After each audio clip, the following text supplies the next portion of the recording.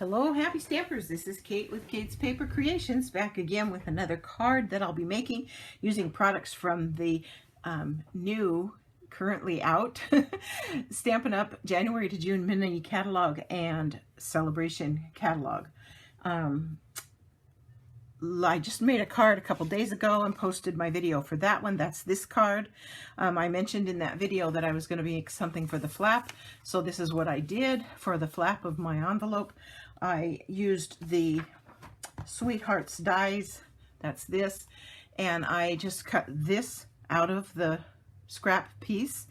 And then I attached it and then took the piece that punched out and put it in there.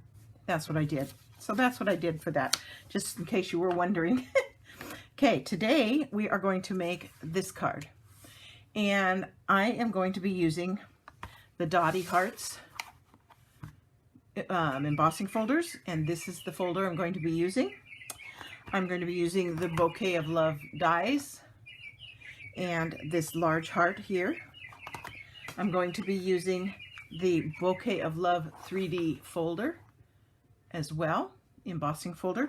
This and these come together as a bundle in the new mini catalog, and the price is $29. So they come together as one thing, one item. Okay, we've got some explaining to do about how this came about. So I started out with, for paper, I was using the Mother of Pearl specialty paper. That is also in the new mini catalog. And let's see, it's on page 23. And it's $6 for two 12 by 12 sheets. It's got a beautiful sheen to it. I can bring that in and show it to you right here. Oopsie, before it's colored. Yeah, you can see it there better. And what I did is I took and cut a piece of that paper, that shimmer Mother of Pearl paper, and I cut it 4 1/8 by 3. Yes, let's measure that. I'm not sure I wrote that down correctly. Yes, 4 1/8 by 3 1/2. Okay, I want to be sure and get that right. And when I embossed it, I got it backwards in the embosser. So the non-shimmery side was raised and the shimmery side was distressed. And then I was distressed because I didn't want it that way. So what I ended up doing is using the card anyway, using this flat white side against the shimmery side of the heart. And so to do that, if you were going to do that on purpose, which you might not want to, but the thing of it is, this background of this Mother of Pearl is not as white as the white, basic white cardstock. And so when you start blending those two, it doesn't have the same effect. So I didn't want to mix. I decided I was going to just go ahead and bite the bullet and use some of my Mother of Pearl. So I cut, for this card, I used the pieces where I made the mistake. And I colored it and I built it. And I'm going to show you what I did to recreate my mistake. Okay, so let's get started. First of all, this background paper, this is Flirty Flamingo. It is 5 by 5 by 8.5 and scored at 4 1/4 to make an A2 greeting card, which I have already done here. And so we can fold it and burnish it. And then I brought in that embossing folder, and let me get it because I want to show you what I did. I've already done it, but I'm going to show you. I wanted the whole front of the card to be embossed. So I put it in here, made sure I had it right side. This is the raised portion on this side, and this is the distressed portion. And I put it in here like this, and I used the fold of the card to get a straight line across this way, which made it really easy to get a straight line. And I centered it here and here so that I have full hearts on all the way across. You can see in the picture there, okay? And I ran it through like this, through the embossing machine, through the Stampin' Cut emboss. Then I took it out and I took this little portion here and I lined it up with the card again. And I kind of knew where it was going to go already because I knew that I lined it up with these two hearts. But you can see in here if you've lined up that heart line so that it's all matches up and it kind of just fits in a groove there. Okay, and then you can run it through a second time. I ran through this one first and this one second, so and it didn't create a line, an extra line at all. It worked out really, really well. And so then that gave me the full front. I hope that made sense to you, because that made the whole front then embossed. And I needed it to all be embossed. Okay, so that created my card base. Now, to recreate this, I cut a piece of the mother of pearl. And then I took the die, this heart-shaped die, and I put it on the mother of pearl and before it was embossed. And I cut out the heart shape and took it out of there. And that's what I have.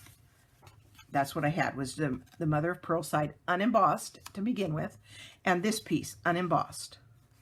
Then I took and put it back together like this on my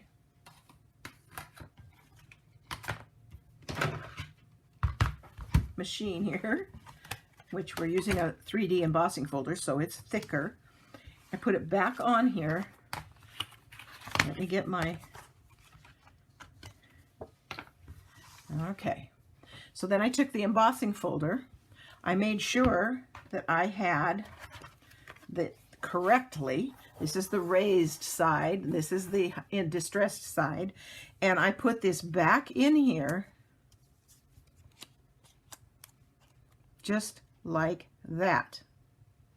Now I've already embossed it, so but it would be just without the embossing when I put it back in. And then I closed it down and I ran it through. And you know, with the 3D embossing, you only need the base plate and the number 4 gray plate to run it through. Okay, so then I ran it through, and then I had the plain non-glossy side for the border and the glossy side for the heart, and it's all matched up. Let me get this out of the way. So there you can see the non-glossy side and the glossy side.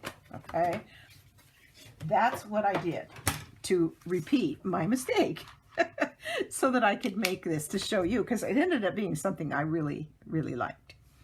Okay, so then all I had to do for the card front is attach this, and this is going to be attached with dimensionals. And I'll find my dimensionals here somewhere. There they are. And I'm going to get those corners, but I'm also going to get down the sides. Let me get back in my picture here better, like that.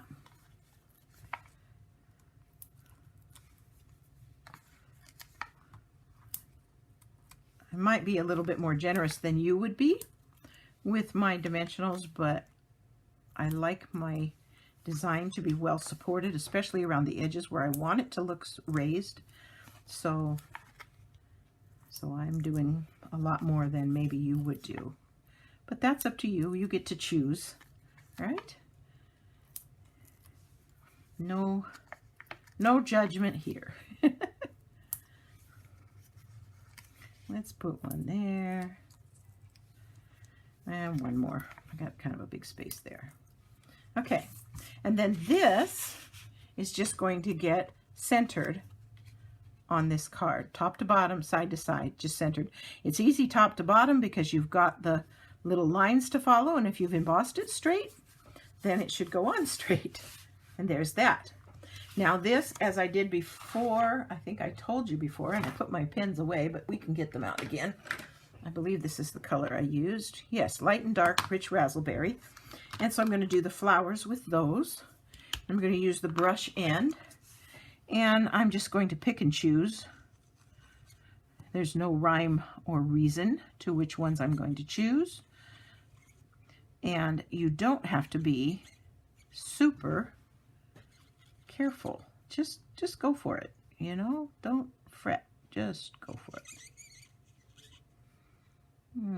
Let's see. Let's do this one. And let's do this one. And let's get the other color in here.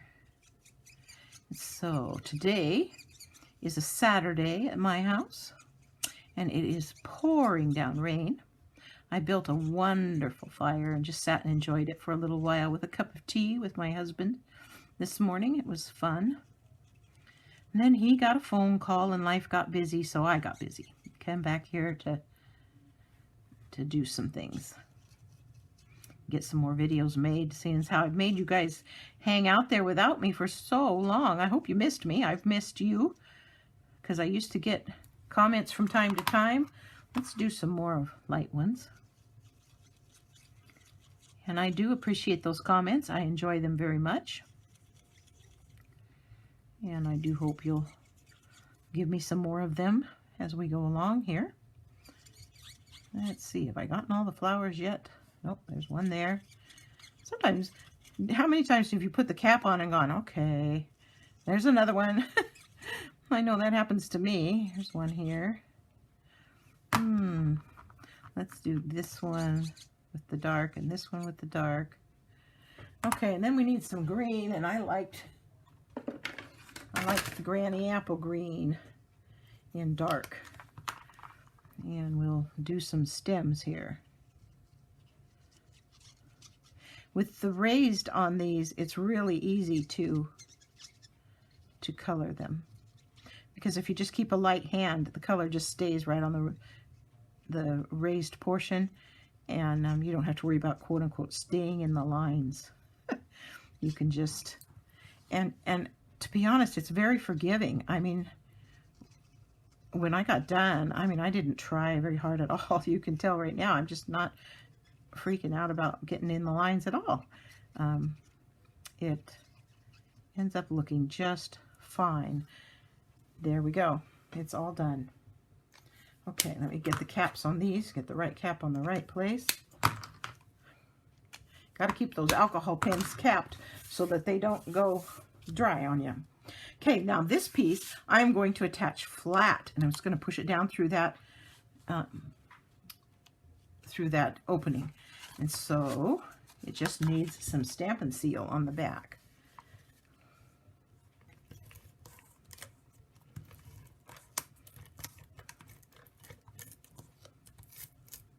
Oops. Sometimes it wants to grab the paper.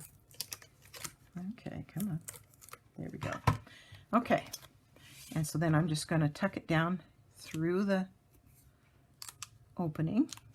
You could have put this on first and then just attach this other piece over it, but it works both ways.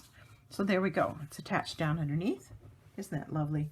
Then I took, where's my sentiment?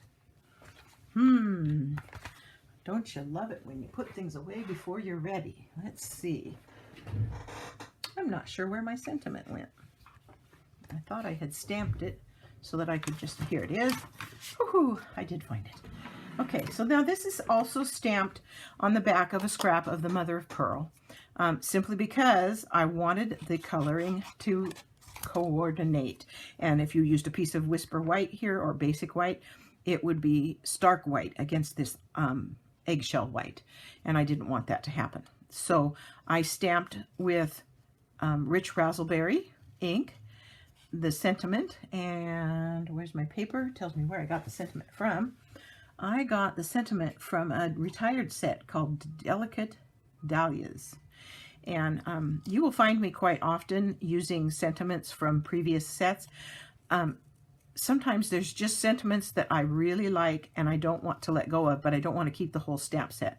So I have a collection of greetings, and I keep them in separate stamp cases, and then I can just pull them out and use them. I didn't think that would really hurt my videos very much, because I know that all of you have various stamp sets and sentiments, And you're going to make your card to fit whatever you want to be doing at the time. So you're going to pick your own sentiment anyway. So I just stamped this with Rich Razzleberry, and then I just cut it out following the shape of the letters a little bit. And I'm also going to attach that with dimensionals. I'm going to put a couple of those on the back here. Get another one, just like that. And then again, I don't necessarily like everything to always be square to the world. I'm going to put it like this, just like that. And then you can see that I added, get this in here, 3 little butterflies right here. And that's what I'm going to do again. Get my butterflies wherever they went. Me and stuff. Sometimes on my desktop, it gets a little crazy around here. So here are those butterflies. It's a whole sheet of them. Let's see, 1, 2, 3, 4. 2, 3, 4, 5, 6, 7, 8, 9, 10. So there are 40 of the larger ones and 40 of the smaller ones. That's a lot. And the price is not bad, $10. So 80 butterflies, not bad at all. And like I said, I just love that you can add bling without bulk. That just thrills my little pea-picking heart. So here you go. And I'll put some butterflies there. And then that card is done. And I think it's absolutely lovely. And I used up my mistake. And I made it again on purpose. What do you think of that? You can let me know. Thanks for stopping by. I hope you have a great day.